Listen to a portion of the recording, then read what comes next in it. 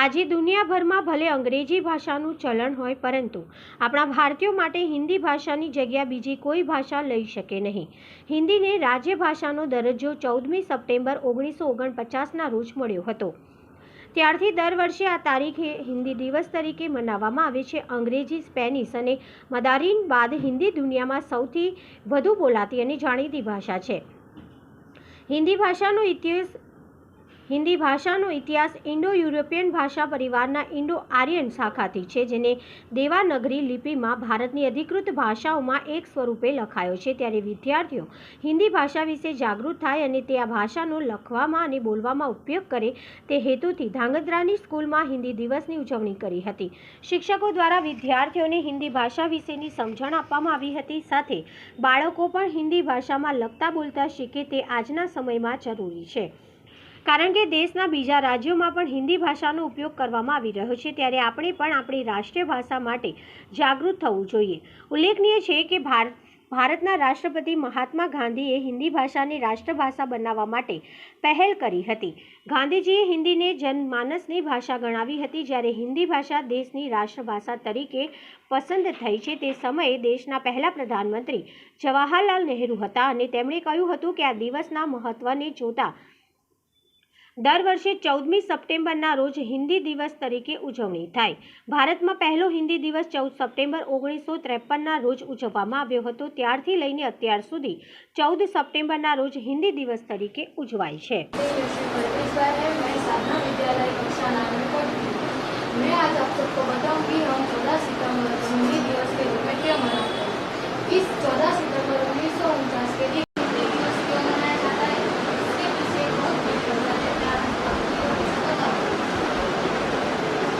इस साल 1947 आजाद हुआ, तब भारत के कई सारी भाषाएं एवं बोलियां बोली जाती थी और बोली भाषा को लेकर कई सारे प्रश्न उठे भी थे. 6 सितंबर 1946 में भारत अंतिम फैसले के बाद अंग्रेजी और हिंदी को अपनी राष्ट्रभाषा के रूप में स्वीकार किया गया और देवनागरी लिपि में लिखी गई हिंदी और हिंदी। मेरा नाम परीक प्रिंस है। आज साधना विद्यालय में हिंदी दिवस की उजवनी कराई गई थी। हिंदी दिवस के लिए हमारे स्कूल में हमारे शिक्षकों ने हमने कई सारे बताया और हमें उसमें भाग लिया। मैंने उस स्पर्धा में भाग लिया। हिंदी दिवस के हमारी राष्ट्रीय भाषा है, हिंदी दिन के लिए सभी लोग जाने, इसलिए मैं हिंदी सभा में हिंदी के लिए बताया। मेरा नाम पटेल यशवी कल्पेश भाई है। मैं कक्षा 9B में पढ़ती हूँ। मैं साधना स्कूल में पढ़ती हूँ। साधना विद्यालय में इस दिन हिंदी दिन के रूप में बहुत अच्छी उजवनी की गई है। इस दिन को हमारी स्कूल में इस दिन को भारत में हिंदी दिवस के रूप में मनाया गया था। आज मैं आपको हिंदी दिन क्यों मनाया जाता है वो बताना चाहूँगी। हिंदी 14 सितंबर 1949 में हिंदी को अपनी राष्ट्रीय भाषा का दर्जा मिला था। इस दिन हमारी स्कूल में और भारत में कई जगह पे बहुत बड़ा फंक्शन होता है। इस दिन मैं आपको बताऊंगी कि हिंदी दिवस का महत्व क्या है। ईस्वी सन साल 1947 में भारत को अंग्रेजी की गुलामी से आज़ादी मिली थी और उस वक्त भारत में कई सारी भाषाएं एवं बोलियां बोली जाती थी। भाषा एवं बोलियां बोली जाने के कारण एक भाषा को लेकर कई सारे प्रश्न खड़े हुए। होने के बाद हमारे देश में कौन सी राष्ट्रभाषा चुनी जाए, यह बहुत बड़ा सवाल उठता था। और इस 6 सितंबर 1949 के दिन भारत में संविधान रखने के लिए संविधान गठन हुआ।